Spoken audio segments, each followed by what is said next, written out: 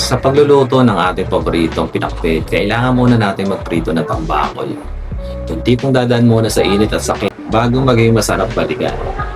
At pagkatapos sa kawali ng buhay, inuuna natin ng bawang, tapos sibuyas, at syempre hindi mawawala dyan ang ating pinakapaboritong kamatis na pampakinis ng kutis. Kasi kahit gaano kabigat ang problema, kailangan pa rin ng pundasyon. Yung mga taong nagbibigay lasa sa'yo. Nilagay ko na ang ating bagoong alamang na binili natin sa palengke. Kasi hindi lahat ng totoo madaling tanggapin. Pero yan talaga nagbibigay ng tunay na sarap. At tapos, kalabasan muna. Kasi kahit matigas, lumalambot din kapag binigyan ng oras. Isang tasang tubig, paalala na minsan kailangan mo rin magpahinga para hindi masunog. Sabay-sabay ang sitaw, palaya at okra. Halo-halong pait, lambot at hirap. Ganyan talaga ang buhay, walang iisang lasa. Tapos maglalagay din ako dito ng Knorr Pork Cube.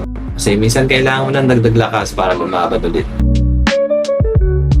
At pagkatapos, naglalagay din ako ng konting asukal.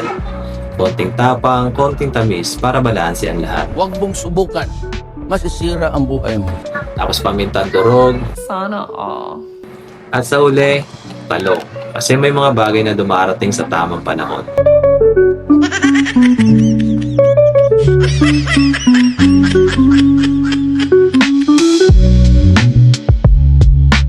At sa dulo, babalik ang hinimay na pritong tambakol.